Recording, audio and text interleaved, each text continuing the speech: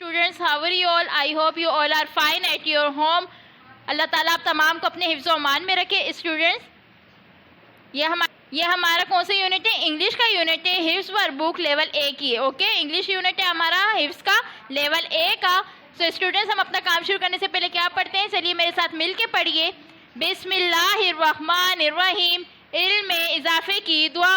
रब्बी ज़िदनी इल्मा, ए मेरे रब मेरे इल्म में इजाफा फरमा। Oh my lord increase my knowledge, आमीन। स्टूडेंट, जैसे कि आपको पता है, अब हम अपनी वर्कबुक का पेज नंबर 12 ओपन करेंगे। So let's open your workbook, page number 12। First of all you have to mention date and day here. आपने यहाँ डेट लिखनी है, देन डे लिखना है। हमारा यूनिट कौन सा है? Unit number 2, read and practice. हमने पढ़ना है और प्रैक्टिस करनी किसकी? ऑन एंड इन की। हमारी प्रीपोजिशन है ऑन एंड इन, हमने इनकी क्या करनी है? प्रैक्टिस करनी है। Okay students. सो स्टूडेंट्स, देखिए हमारे पास यहाँ लिखा हुआ है a cat on a wall. अब देखिए ऑन मीन क्या होता है? किसी चीज़ के ऊपर जब हम कहते हैं तो उस पर हम क्या यूज़ करते हैं? ऑन। देखिए ये कैट किस पे बैठी हुई है? ये दीवार के ऊपर बैठी हुई है ना, तो a cat on a wall. Okay, second में अगर आप देखें a girl on a mat. अब ये मैट के ऊपर बैठी हुई है ना गर्ल, तभी लिखा हुआ है ऑन। देखिए अगर हम अपनी नेक्स्ट पिक्चर को देखें तो क्या लिखा हुआ है? अ कैट इन अ बिन। अब देखिए ये कैट किधर बैठी हुई है? एक डस्टबिन के अंदर बैठी हुई है ना, अंदर है, क्योंकि इसीलिए किसी चीज़ के अंदर अगर होते तो हम क्या कहते हैं? इन। अब आपने ऊपर वाली कैट देखी थी, वो वॉल के ऊपर बैठी हुई थी तो ऑन था। अब ये किसी चीज़ के अंदर मीन बिन के अंदर है तो क्या है? ये इन। अब इसी तरह अ माउस इन अ जग। ये माउस कहाँ है? जग के अंदर है। किसी चीज़ के अंदर होने को हम प्रीपोजिशन यूज़ करते हैं इन।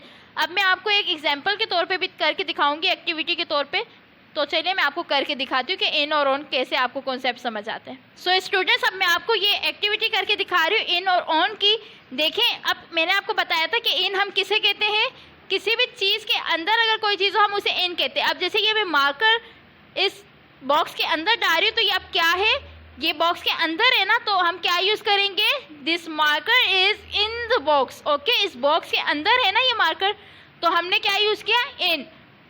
स्टूडेंट्स, मैंने आपको इन का कॉन्सेप्ट समझा दिया। अब मैं आपको ऑन का कॉन्सेप्ट समझाती हूँ। कभी भी कोई भी चीज़ हम किसी चीज़ के ऊपर रखते हैं तो हम क्या यूज़ करते हैं? कौन सी प्रीपोजिशन? ऑन। जिस तरह अब ये मैं बुक इस बॉक्स के ऊपर रख रही हूँ, तो अब इसके लिए हम क्या यूज़ करेंगे? On. This book is on the box. ये किसके ऊपर है? बॉक्स के ऊपर है ना। पहले हमने मार्कर बॉक्स के अंदर रखा था, हमने लिखा था this marker is in the box. Now this book is on the box. ये बॉक्स के ऊपर है। उम्मीद है आपको ये इन और ऑन का कॉन्सेप्ट अच्छे से समझ आ गया होगा। देखिए स्टूडेंट, पेज नंबर 13 पे भी आपके यही कॉन्सेप्ट है इन और ऑन का। यहाँ मैं आपको पढ़ के एक बार प्रीपोजिशन की सुना देती हूँ। The cakes are on the table. ये देखिए केक्स नजर आ रहे हैं ना टेबल के ऊपर पड़े हुए, ये ऊपर है इसलिए ऑन है। The apples are in the basket. अभी एप्पल्स कहाँ है? बास्केट के अंदर है, इसलिए क्या यूज हुआ? In. Third one is the donuts are on the plates. Plates के ऊपर है ना ये डोनट्स, तो ऑन यूज हुआ है। अब हम अपने नेक्स्ट कॉन्सेप्ट की तरफ चलते हैं। अब हम करेंगे फोनिक प्रैक्टिस। ये आप लोग देख सकते हैं, ये क्या लिखा हुआ है? Double E. ठीक है, ये डबल ई है ना, 2 बार लिखा हुआ है। E E. What is the sound of E? ठीक है बेटा, जब सिंगल ई आएगा तो उसका क्या होगा साउंड? ए। ठीक है, जैसे हम पढ़ते हैं ना एग, तो फिर ए इस तरह से। लेकिन अभी हमारे पास सिंगल ई नहीं है, ये हमारे पास डबल ई है। ठीक है, तो हमने इसकी फोनिक प्रैक्टिस करनी है। इसका साउंड क्या होगा?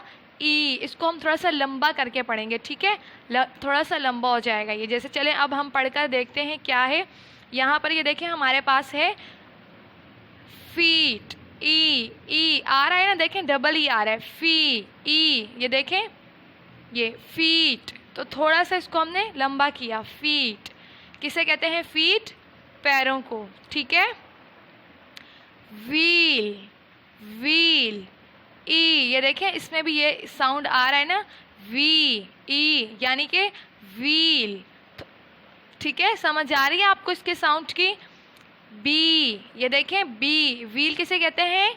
टायर को। और ये बी ई। ये देखें बी किसे कहते हैं? बी शहद की मक्खी को कहते हैं। ठीक है, यहाँ पे क्या है?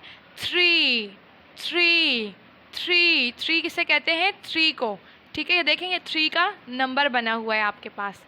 इसके बाद है आपके पास नी नी नी, इसमें के साइलेंट होगा, ठीक है।